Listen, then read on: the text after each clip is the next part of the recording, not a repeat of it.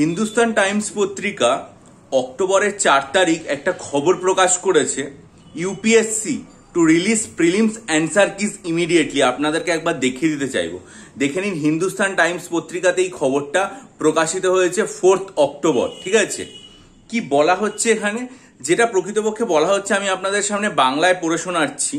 সেটা হচ্ছে যে ইউনিয়ন পাবলিক সার্ভিস কমিশন সম্প্রতি সিভিল সার্ভিস পরীক্ষার প্রিলিমস নিয়ে যে সিদ্ধান্তটা নিয়েছে, সেটা হচ্ছে প্রিলিমিনারি পরীক্ষার পরেই তারা প্রফেশনাল অ্যান্সার কি প্রকাশ করবে, এবং পরীক্ষার্থীদের যদি কোনো সমস্যা থাকে তাহলে সেটা তখন তারা কমিশনকে চ্যালেঞ্জ করে জানাতে পারবে, এবং পরীক্ষার ফল প্রকাশের আগেই এই বিষয়টা নিয়ে কাজ হবে।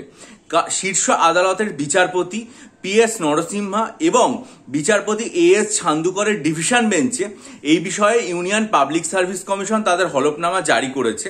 কারণ 2024 সালে সিভিল সার্ভিস পরীক্ষার এই বিষয়টা নিয়ে অনেক আপত্তি ছিল, এবং তারপর এটা নিয়ে সুপ্রিম কোর্টে মামলা হয়, এবং তারপরেই এই বিষয়টাতে সিদ্ধান্ত নেওয়া হয়েছে যে প্রিলিমস পরীক্ষা যখন হয়ে যাবে তারপরেই অ্যান্সার কি প্রকাশ করা হবে।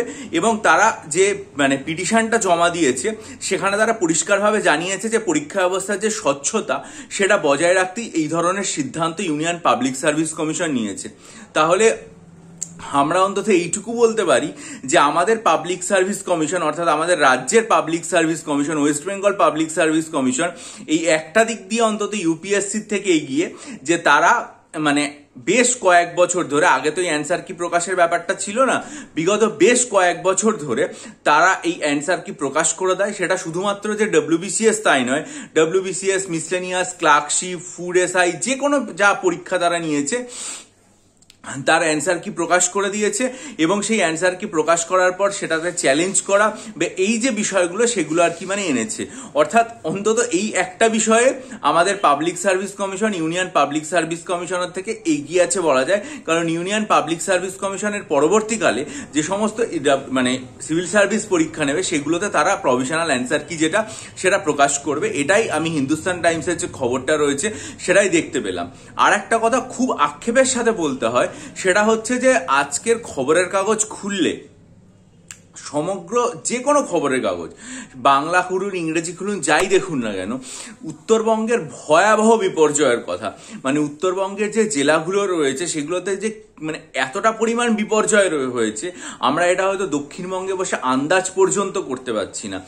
সমগ্র ওখানে বসবাসকারী মানুষজন, তার পাশাপাশি যে সমস্ত বন্যপ্রাণী রয়েছে তাদের পরিস্থিতিও অত্যন্ত ভয়ঙ্কর। ব্রিজ ভেঙে পড়েছে, যাতায়াত ব্যবস্থা নেই, এইরকম একটা ভয়ঙ্কর পরিস্থিতির মধ্যে রয়েছে।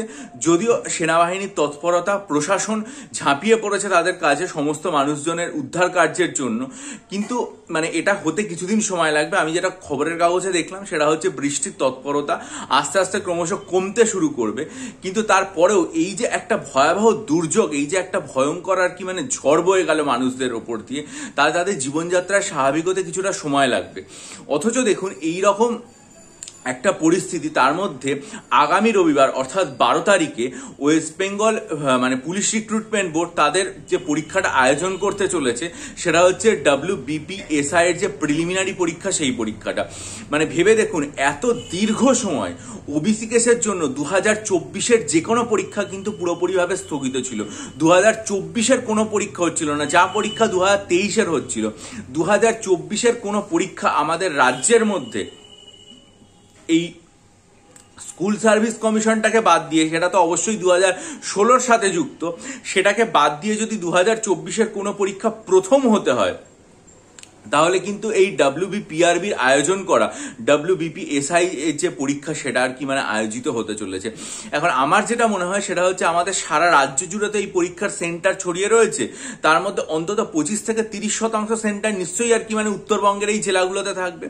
আবার সেন্টারগুলোতে পরীক্ষার্থীদের যাওয়া পাশাপাশি যে সমস্ত পরীক্ষার্থীরা এই ভয়ঙ্কর দুর্যোগের মধ্যে পড়লেন, মানুষ তার শেষ সপ্তাহে পরীক্ষার একবারে শেষ মুহূর্তের প্রস্তুতি নেন, কিন্তু যে সমস্ত পরীক্ষার্থীরা প্রস্তুতির মাঝে এই ভয়ঙ্কর দুর্যোগের মধ্যে পড়লেন, তাদের এই অবস্থা থেকে কাটিয়ে ওঠা বা হঠাৎ করে এই যে একটা ধাক্কা, সেটা মানসিকভাবে কাটিয়ে ওঠা যে কতটা যন্ত্রণার, সেটা হয়তো আমরা এই মুহূর্তে ধরতেও পারবো না, বুঝতেও পারবো না, বা সেটার সাথে নিজেদেরকে মেলাতে পারবো না।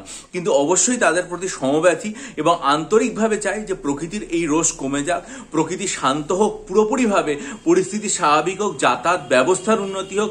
কারণ মাত্র আর 6 দিন পরেই পরীক্ষা হতে চলেছে। যাতায়াত ব্যবস্থা যদি উন্নতি না হয়, তাহলে পরীক্ষার্থীরা পৌঁছাবে কি করে?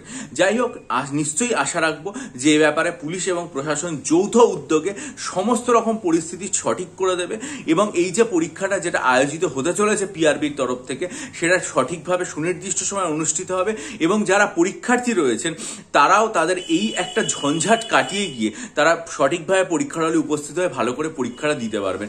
নিশ্চয়ই পুলিশ রিক্রুটমেন্ট বোর্ড এই সম্পর্কে কোনো নোটিশ এলে জানাবে তাদের ওয়েবসাইটে, তখন আমরা চ্যানেলে জানাবো। তার জন্য চ্যানেলটা সাবস্ক্রাইব করে রাখুন, বেল আইকন প্রেস করে দিন, খুব ভালো করে মনোযোগ দিয়ে প্রস্তুতি নিন। মায়ের কাছে প্রার্থনা করি যে সমস্ত রকম দুর্যোগ যেন কেটে যায়। আর শেষ মুহূর্তে যদি মনে করেন WBPSI এর 5টা মক টেস্ট নেবেন, তাহলে 27শে সেপ্টেম্বরের ভিডিওটা মনোযোগ দিয়ে দেখে আমার ইমেলের মাধ্যমে যোগাযোগ করবেন। ভালো থাকুন, বিজয়ী হন, সফল হন। সব খবরের জন্য চ্যানেলটা সাবস্ক্রাইব করে নিন। ভালো থাকবেন।